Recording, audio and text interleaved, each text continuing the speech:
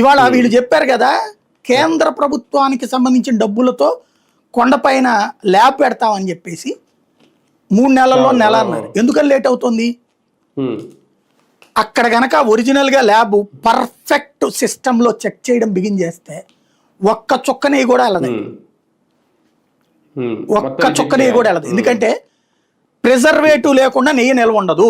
Preservative means ఆటోమేటిక్గా అది chemical కంటెంట్ని మిషన్ కనిపెడుతుంది, రిజెక్ట్ చేయాలి.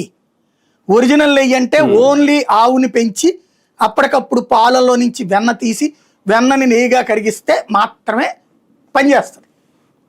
భగవంతుడు నా దృష్టిలో అయితే అందుకోసమే దాన్ని ఏమంటారు, మన భగవంతుణ్ణి లీలా వినోదం చూస్తాడంటారు కదా, అందుకే చేస్తున్నాడేమో.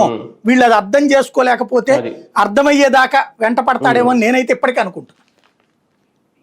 సార్ ఒకటి ఇందులో నిజంగా సిట్ ఎవరికైనా బెదిరిపోయి లేదంటే ఎవరికో లొంగిపోతుంది అని దీనికి ఉద్దేశం, దీని మీద బీజేపీ ఏమన్నా స్పందించాల్సిన అవసరం పాపం అనిపించింది బీజేపీని చూసి నాకు. ఎందుకంటే ఇప్పుడు వీళ్ళు ముందు అనుకుంది వీళ్ళు ఇష్టం వచ్చినట్టు జరిగిపోతుంది అనుకున్నారు. వీళ్ళు పేపర్లో రాసింది పాపం సిట్ అధికారులు కూడా రాస్తారు అనుకున్నారు, కానీ వాళ్ళు రాయలేదు.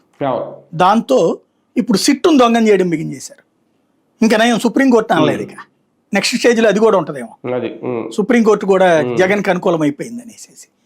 కేంద్రంలో ఉంది నీ ప్రభుత్వం, ఎక్కడ ఉంది నీ ప్రభుత్వమే. సిట్ వేసింది అప్పుడు, ఇప్పుడు నువ్వు ఉన్నప్పుడే. ఫైనల్గా ఏం చేయలేదు, నువ్వు రాసినట్టు నువ్వు ప్రచారం చేసినట్టు జరగలేదు. ఇప్పుడు అదే మొక్క వాళ్ళే ఒప్పుకుంటున్నారు. వివేకానంద రెడ్డి కేసులో వీళ్ళు రాసింది తప్పని సిట్ చెప్పింది అని ఇప్పుడు ఒప్పుకున్నారు ఇవాళ వార్త ద్వారా, మీరు చెప్పిన హెడ్డింగ్ ద్వారా. అలాగే ఇది అంతే. ఇప్పుడు సిట్ తప్పయింది అంటే సిబిఐ తప్పయింది అంటే సుప్రీంకోర్టు తప్పయింది.